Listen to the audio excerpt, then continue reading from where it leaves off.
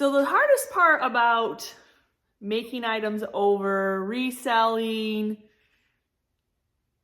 not necessarily is the shopping the hard part, but finding items is a little bit on the, yeah. So anyway, we were in need of furniture, always in need of furniture, not only for Chris and I to make over, but sometimes just to put in our booth as is. So on Valentine's Day, we spent the Valentine's Day gift to yourselves, each other, and we went to Shipshewana, which is an every Wednesday auction. Awesome, because you know, at least you get a chance to bid on some yummy furniture. So the furniture behind me is what we got at Shipshewana. Though I'm not going to show you the entire haul from Shipshewana. I'm going to save that to next week, but we do have a couple furniture pieces that I'd love to share with you, because one needs a little bit, it's there, but it's not the quality that we want to sell. So here they all are. Yes. 4 little furniture pieces. So this one, project piece, but I needed a small piece, nice little storage piece, but it's a project piece. I love to share with y'all how to fix and make over furniture. So I was glad to run across that. And then I know y'all see this yummy blue, look at that blue patina cubby. Not, other than cleaning it, I'm not doing a thing to it. All the character on the top will be staying. Somebody will happily want to put this into their decor. And then look at this. Oh, a corner cupboard. Though it's not open, there's no glass to see inside, but oh, the storage. It's an older piece. It's a well-made piece. Oh, love it. Have to figure out what that piece of wood goes from. We'll figure it out, but it may not even go to this piece. Sometimes it's like that, but what great storage. So this is a piece that'll just go, other than being clean like the green one, go right into our booth for resale. So no, we do not paint everything. Get that closed up. Where does that piece go? Anyway, so this is the piece that needs some help. It is that farmhouse that people like. So the condition issues are, when we put it into our van, the top popped off. It's just nailed in. There's no glue. You can kind of see right here. Without any glue, nails are never really going to be enough. It's going to wiggle its way out. It's going to, yeah, so that is the one condition issue. And then if I try to open up the door, we really have to jimmy the door back closed. It doesn't necessarily, it's too tight of fit. And then the other condition issue is that it got paint on this galvanized that they tried to, I mean, I think it is an older piece of galvanized, but I'll probably put a little bit of my rust patina on that just to cover up where it has been painted on, so that you don't see it. So you can tell it's an older piece of galvanized because it's got the holes, but I think if I rust patina that, I will cover up that being painted, because it is, I'll try. I won't be able to probably get the door closed, or it may not even be, I don't know. I may not even get the door open for y'all. We'll have to wait. And there's a little, like, the floor itself is level. So then we have this, it tips. See how it teeters? It should not teeter. So somebody is not the same length as the other. So that is the condition issues. And I might as well just show you these pieces that are salvaged, but somebody spray painted them, probably trying to, and it has so much texture on it. So darn it all, I'm going to have to sand these. I know my voice got high because spindles, nobody likes to sand spindles. I wish they would have just left them as is, but maybe that's the way the person bought it. So I will go ahead and sand that and use some of Sweet Pickins milk paint to get a chippy look. So it it's not like it's going to be well, kind of sanding, but anyway. So Chris is going to go ahead and flip this bad boy onto the workbench so we can, get working on it.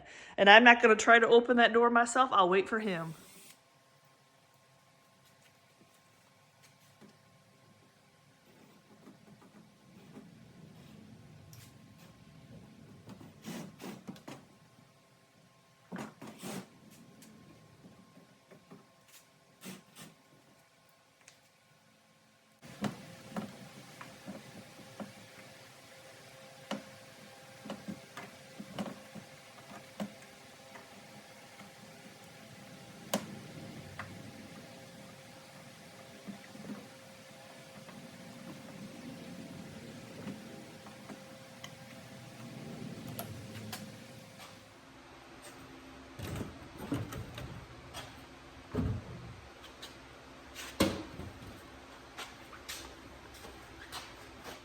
So here's the problem with the door. The door is actually an old door from something else, and then the body of this cabinet was made to go around that. But unfortunately, the opening isn't wide enough. It's there, but it's just not wide enough. So Chris is just going to take the door to the table saw and just shave off a little bit that is catching and making it hard for the door to open and close properly.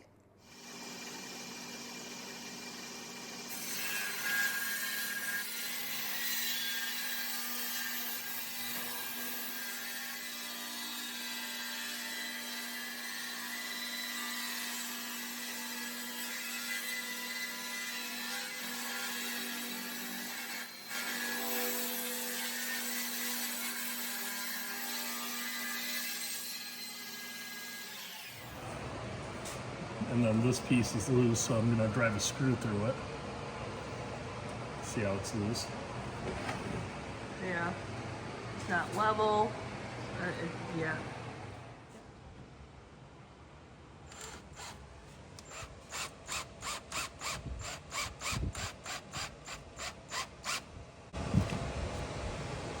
So now that's together. But I really don't know if I need to take it off the top. It seemed like it was just the side that was hanging out. The unevenness is what? It's old character. Yeah. You know? And also on the back, this metal. Oh, they painted the metal. There's metal pieces that Oh. I'd have to remove. Oh, the back's painted So, metal. I might just try putting it back on like this. Okay, well I have to paint it though. Do you want it on or off? Off. Okay. Or everything will run. Well, So, I should probably still try to put it on then to make sure it's going to close properly. yeah, I would. So he's going to test it out first to make sure it's works before I touch up paint areas. I mean, I know it's supposed to have that rustic look to it, but Can you hand me my drill?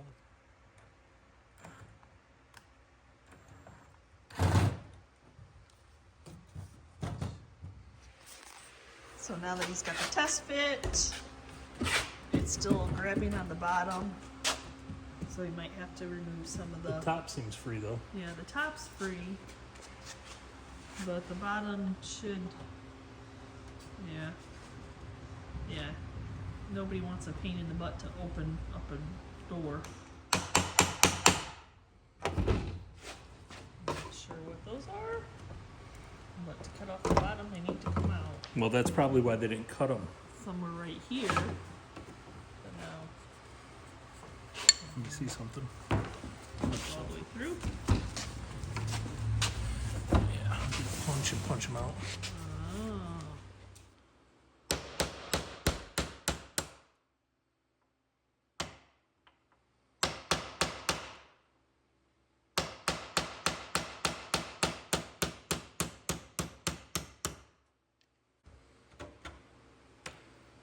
Some of the screws. Well, you can see a hinge now. Oh, yeah.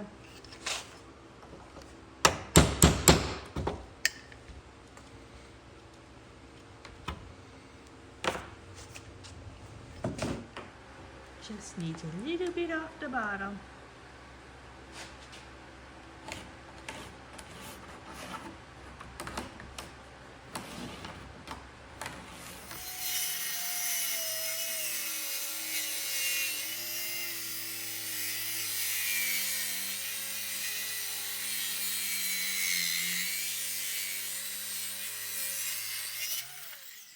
Like this, it's this front piece that needs to be brought down.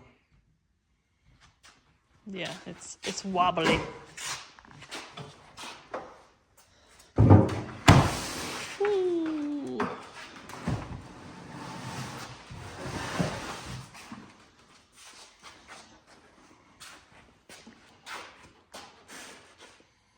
And this probably doesn't help out either.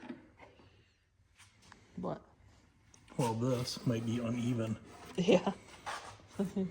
Might just have to sand it. Oh.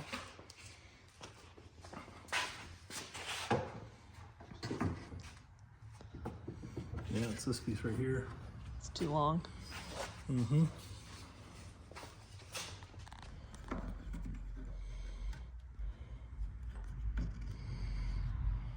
Because he has fancy tools. Because the wobbling is coming because this piece is too big. Well, or too long. yeah, you can see right here where this hangs down. It should have been up higher. Yeah, it's not. So with an adjustable square or angle finder, I can sit there and find this angle. And I'll just transfer it onto the back here.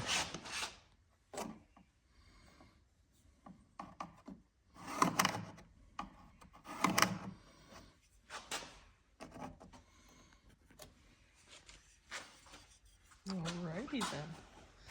There is a couple death traps in here though. What's that? So there's a couple death traps in here. Oh, yeah, they missed. Yeah, 2. That could hurt somebody. Those need to.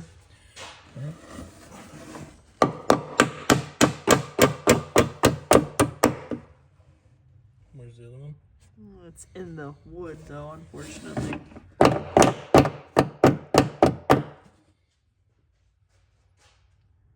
Yeah, that one's gonna be a little hard.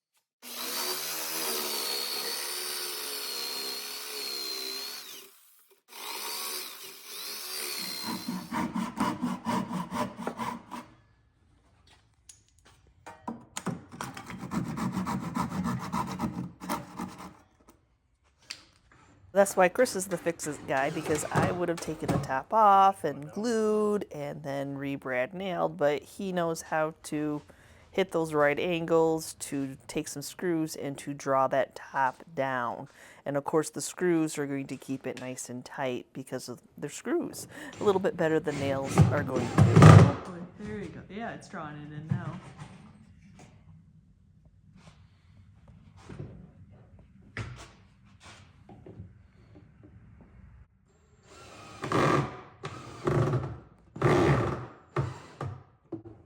Did that draw it in? Mm-hmm. Yeah, not a gap now. Screws will definitely hold tighter than the nails. Ooh, okay, a little too close there. So let's see if I can camouflage where the metal had been painted. So I'm just going to be using some of that wonderful Dixie Belle's patina. I'm starting off with the iron paint first. We're just going to add a little bit of accent of rust. I'm not like my normal project of doing like the whole item rusty patina.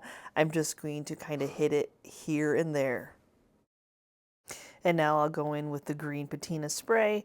Now the patina spray, of course, is going to rust where the paint is, but it's also going to change the metal. There is a chemical reaction with the sprays and metal. So I'm going to probably get a little bit of darkness to this, and I feel like that's going to be just part of the character.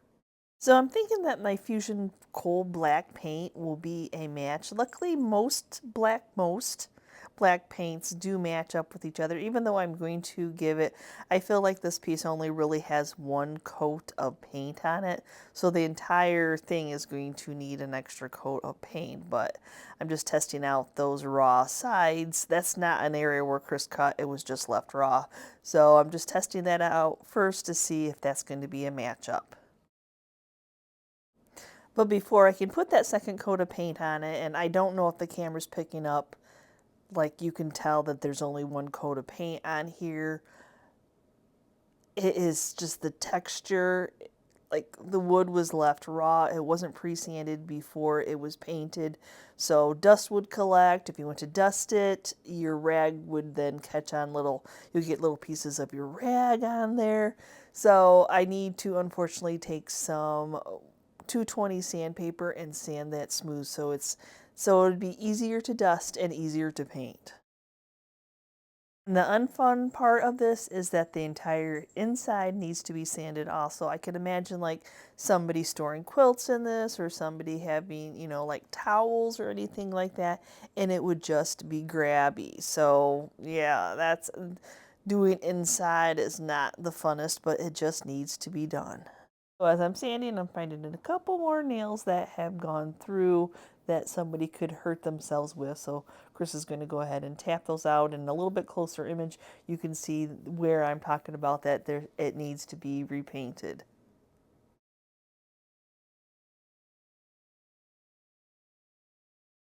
Did not want to go crazy with the rust patina by any means.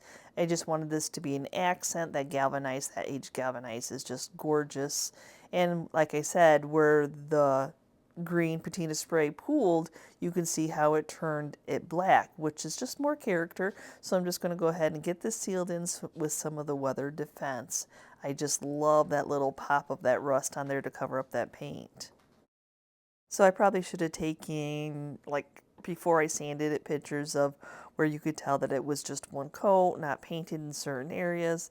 And then here's where the door was rubbing back and forth, so it just all needs to be touched up. And as much as I do love to paint and I find it relaxing, I do not like to paint like the inside of things. You know, so I get it why they probably were like, nah, this looks good. This looks good enough. But oh my gosh, going in and out and flipping, you know, trying to get deep into the cabinet is not the easiest of tasks. I would have loved to see this door in its natural state. I could see some green peeking through as I'm touching up this area here, very gingerly, trying not to get paint back on. Now that I have everything painted, I'm going to go in with some 150 sandpaper and I'm going to distress the edges, and then I'm going to take some steel wool and make sure that everything is nice and smooth down. And then I'll do like I always do when I do black furniture. Well, a lot of furniture. I'm going to use some of the Jolie's black wax to seal this all in. Now that Chris has the bottom all even, I'm just going to put these little glide sliders on the bottom. That just always seems to help if you need to move a piece around. And then time to put the door back on and we will be finished with this piece. Though it wasn't like a total like having to paint from scratch or a total like having to rebuild or anything. It had really good bones. I'm sure that you're all curious. We purchased this piece for $135, and I think the size and the storage of this piece that we should be able to get 500, around the 500 mark in a retail booth for this. So it was well worth spending the time to make it just a little bit better. Saturday, we were going to go to an auction, and we knew there wasn't a ton at this auction. So we get there and it's just packed. And I'm like, oh my gosh, we drove an hour and 45 minutes to this auction and it was packed. And you're like, okay. And then I get looking around and, you know, they show pictures on auctions.com GingerChickRehab.com of what is going to be available. And I'm like, well, where's the swung vase? Where's the Fenton glass? Where's, you know, like, there was a ton of stuff that was pictured at this auction that the family had decided to give to other family members. Nothing you can do. I'm sure the auctioneer was probably not the happiest of auctioneers, because not only does that go into his commission or their commission, that also takes away the family, you know, like the money, but I guess they wanted the stuff. So it was kind of sad because people did actually leave. There was still stuff that I saw that we kind of wanted. So we ended up staying, but yeah, we just didn't really get that huge of a haul, and it was done like by 12:30. I mean, there just was not a ton of stuff. So I'll share with you what we got at that auction. But we did end up, since it was an hour and 45 minutes away, we decided, we're like, hey, what antique stores, what thrift stores are on our way home? Let's go check out any of these secondhand stores. So we also did that because, you know, I'm a reseller. We're resellers. We need items to resell. So, and I need items to make over. So yeah, there's that, you know, anyway. So let me share with you what I got. It's I kind of mixed it up again between thrift stores, Goodwills, what was the auctions. If I remember, I'll tell you.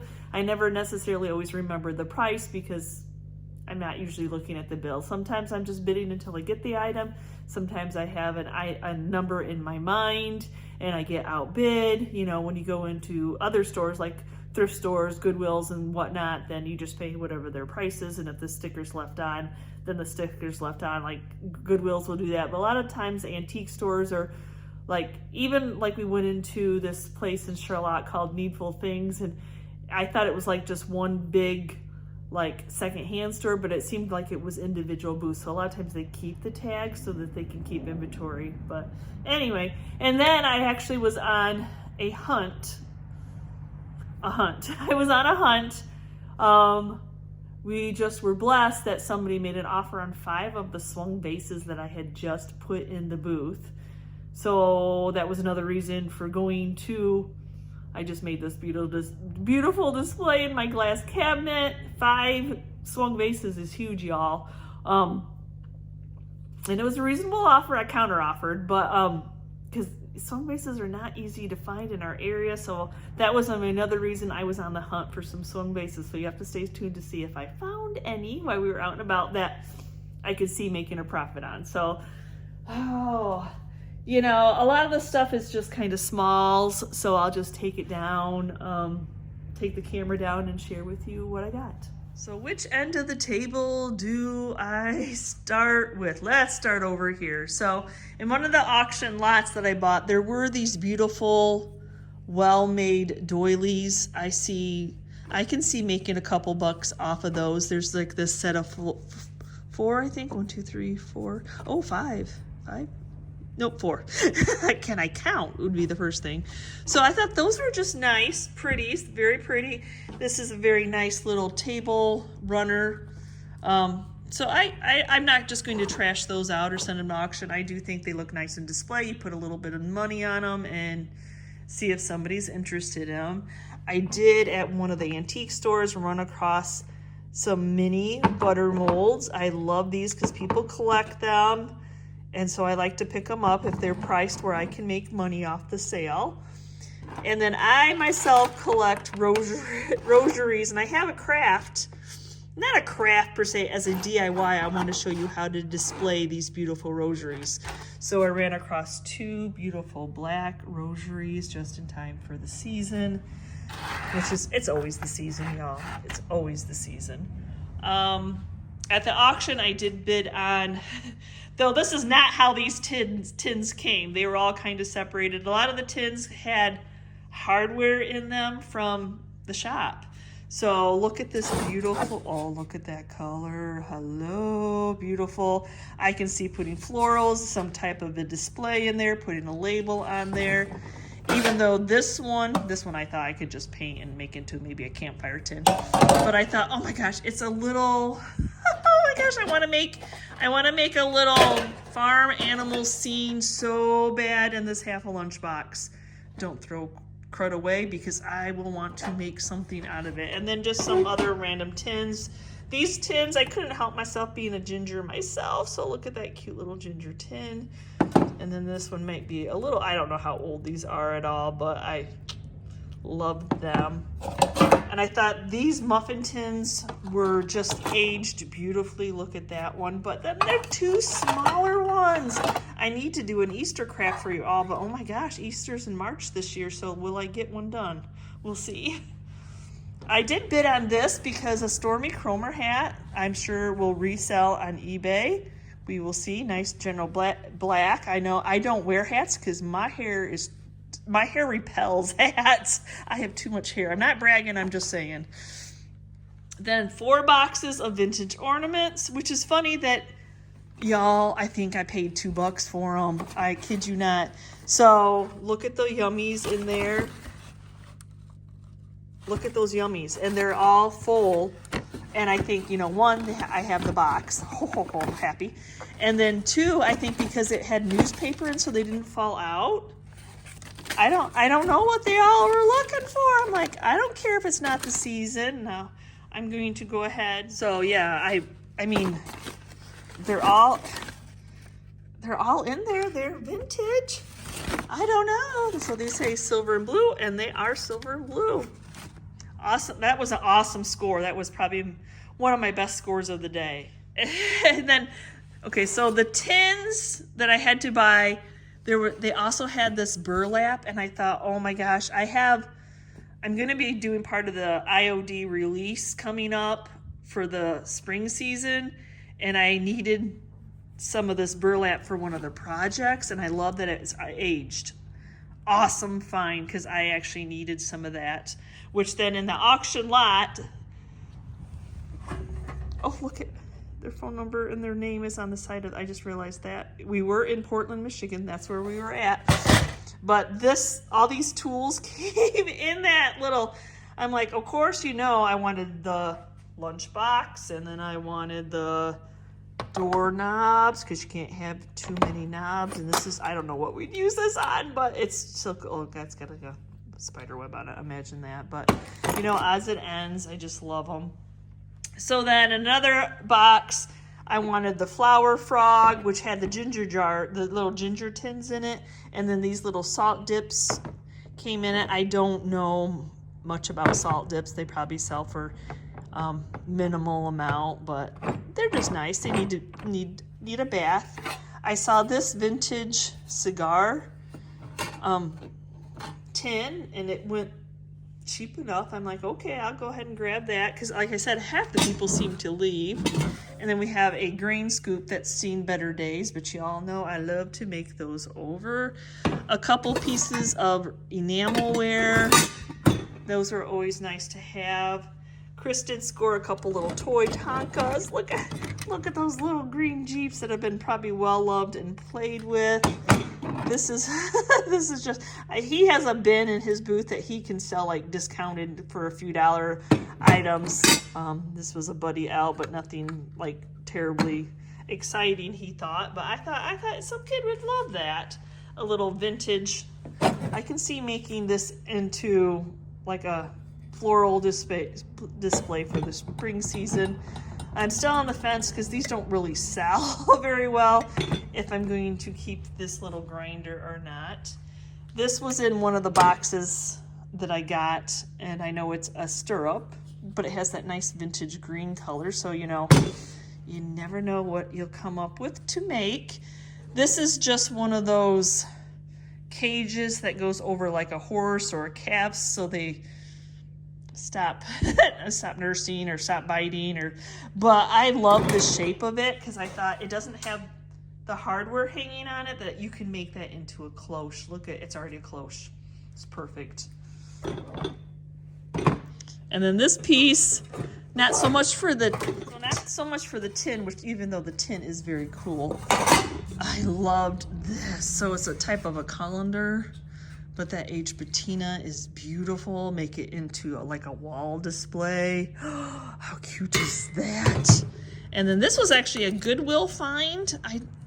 So I'm not sure if it's part of a shaker box or if it's like part of a rice cooker. I don't know, but beautiful aged wood, beautiful rusty, crusty netting in there, screening. Oh, definitely a beautiful decor piece. And then these little Pyrex coral. I don't know. I don't usually do too much. Unfortunately, it doesn't have the original lid. This is a Pyrex lid. So I'll probably just donate this one, hoard onto the lid in case I run across the right lid for a little bit. You know, it really needs, for a collector, they want to have the original lids with it. This was in the marbles. These look to be newer marbles, but you never know when you might need a marble. So this haul was in between the thrift store, the huge secondhand store, and then Goodwill. And I'm like, okay, 1, 2, 3. I don't know. Crows sell really well in my booth. So these were all minimal. So I picked all 3 of those up. I found myself a Baby Ben clock. I love the shape of this one. Love the darkness. So that'll go into my own collection. Even though this is a new Santa mug, I'm not passing a Santa mug up. Ever. I don't think so. So yeah, I know he's newer, but he will fit perfectly into my Christmas decor. This is a chamber pot. It's a Johnson Brothers, but it was minimal. It is beautiful. It's got the beautiful design on it. Great piece of history. You can use it for any type of display. I can't believe I found another home interiors. That has to be my most thrifted item ever. So this has to be my most thrifted item to date, is some version of the home interior candelabra. So, I don't know why. Yeah, I just, like, this one had a whole bunch of Christmas greenery on it. They always are like, have some kind of like florals on it, and they sell them really cheap. And I tell you what, I make these white chippy, and they don't stay in my booth. So I know people are like, don't paint them. They never sold as is. So I don't like to collect dust in my retail booth. I like to sell. I like to make a profit. I'm spending money. I need to make a profit. So it's just funny that, yet again, like, is there an item out there, is if you're a reseller or you're a picker, or even if you're buying for your own home decor, is there an item that you're just like, that's gotta be like my 100th one? That's probably not 100, but you know what I mean? You're like, why do I keep finding these? Why does I guess our eyes are just drawn to what our eyes are drawn to. Yeah. So I thought this was beautiful, and you may not see the beauty in an old register grate. I think it's a gorgeous home decor piece. I actually had to, out of everything that I bid on at the auction, which was, like I said, things were going just extremely reasonable. I bid on this at the auction. It was the only thing I had to fight. I kind of fight for, like a little bidding war. I think I gave 15 for it, which might sound high, but I would put it in my own home decor, and it would be something I want. So there's that. So y'all know that I'm a marmalade jar fan. Not only do I buy and sell marmalade jars or reproduction marmalade jars. So we were in an antique mall, and I saw this, and of course I noticed the Dundee right off the bat, and then it said Dundee Ginger. I was like, I've seen like it say like orange and then marmalade, or orange preserves or whatever, but I've never seen it say ginger. Oh, I just thought this was just, so it's more like a milk glass type of jar, but oh my gosh, how fun is that? So fun. So it's a Dundee jar, but it's just ginger preserve. So, and I love that pop of green. Oh, if you are a collector of these and you have like green jadeite or green like crockery bowls like I do. Oh, because look at, jadeite.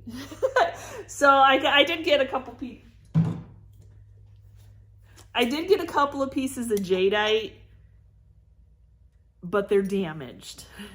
But like they were given away. And if you're a collector and you want more, I mean, because a lot of times we're really not using them.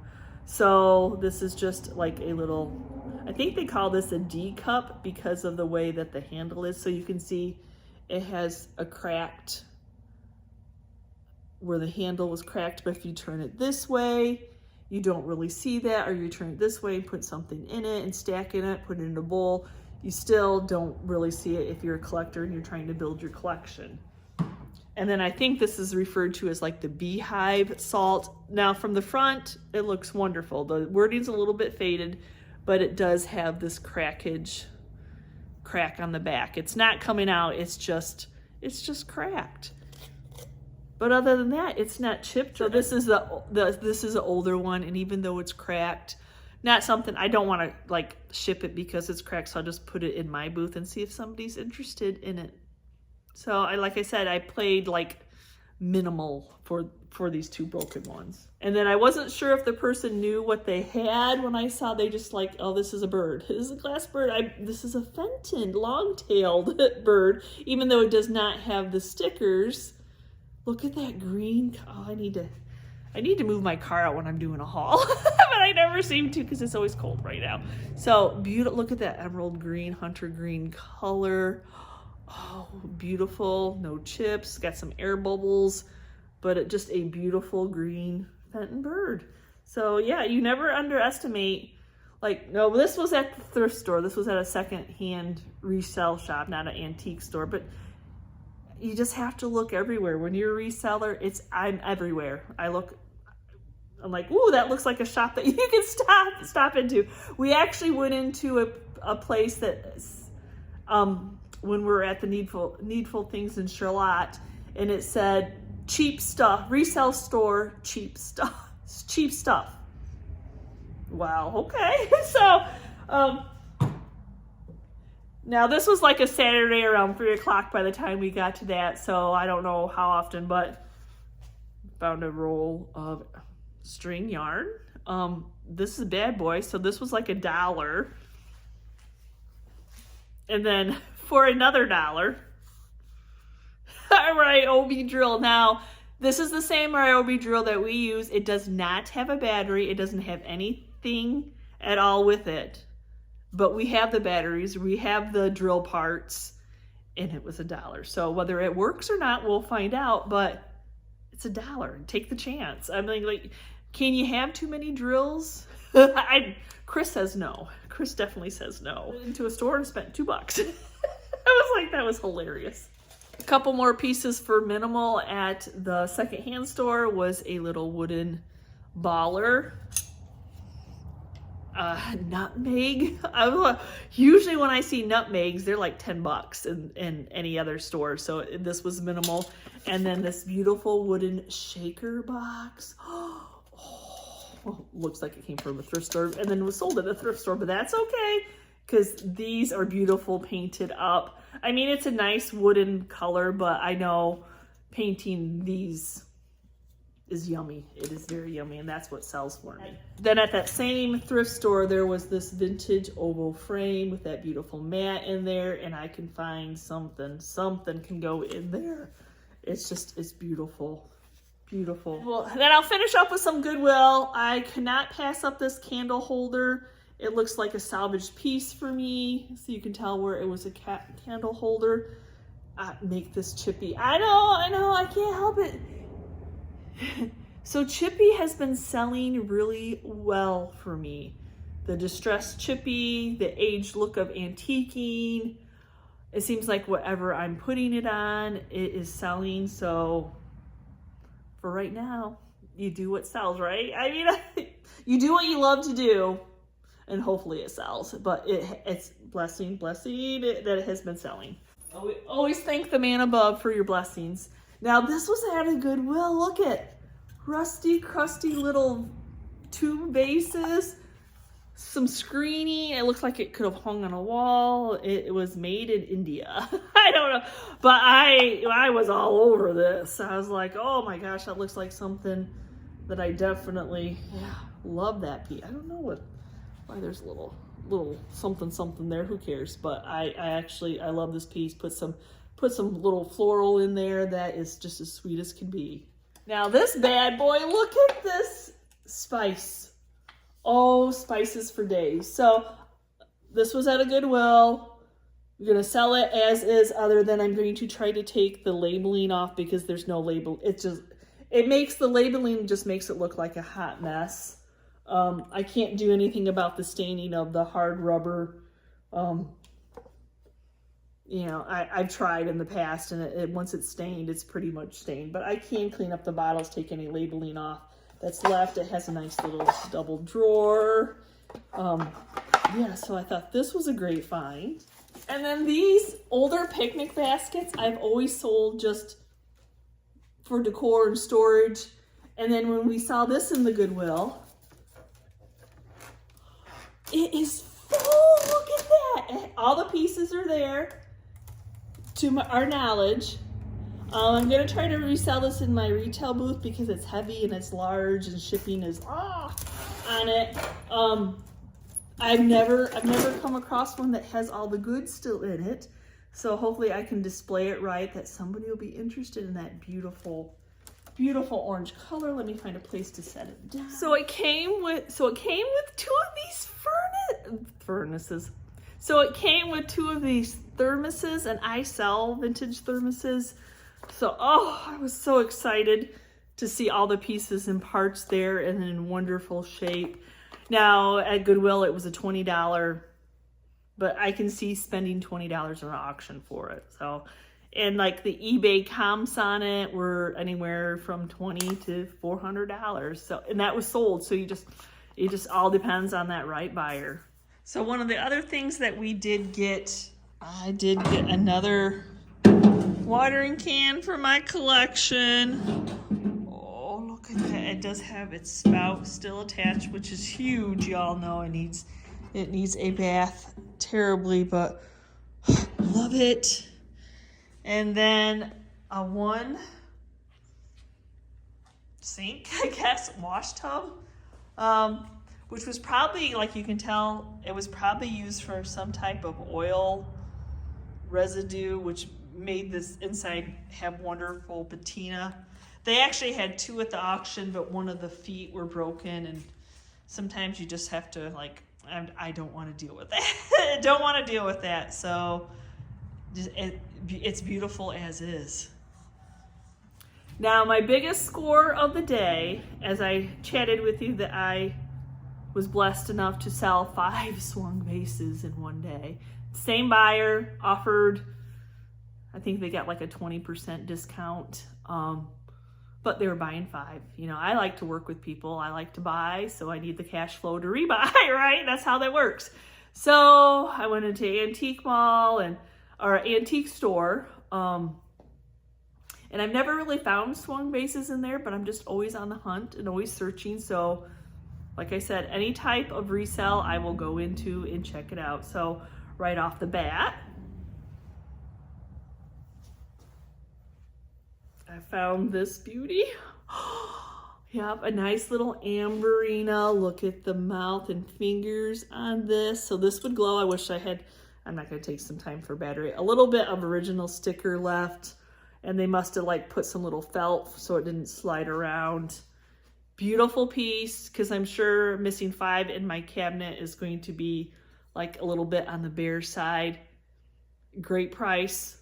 You know, I don't usually discuss prices with you. I mean, not too many prices, you know, but yeah. So enough that I can make a profit when I sell this. And then the lady that was working there, that was actually her swung vase. And then she said, oh, do you like swung vases? So she's like, I've got one more. Look at the mouth. Look at the size of this. So this is just a mouth. Look at the feet on this. Amber. Oh, holy gooly. I don't even know. I was just like, yeah. Priced a wonderful price. Yeah. So, beautiful piece. So at least I have two to at least replace the two of the 5 that were sold. So, I need to measure this. 25 and a quarter. This is 25 and a quarter tall. Beautiful piece. I just absolutely love it. So that's what I got this weekend in one day of out thrifting, out in the wild, treasure hunting. And there's more to come from this video. It's not just a haul video. You know, we always like to share a little bit more of the behind the scenes. So I said I would show you what I was going to do with these rosaries, and I just needed 3 older bottles, though I would have liked them to be clear, but all I have on hand are the aqua ones, which will be beautiful. So it's just a simple display. The nice thing about rosaries is it has that long part that hangs down, and you want to be able to see that part.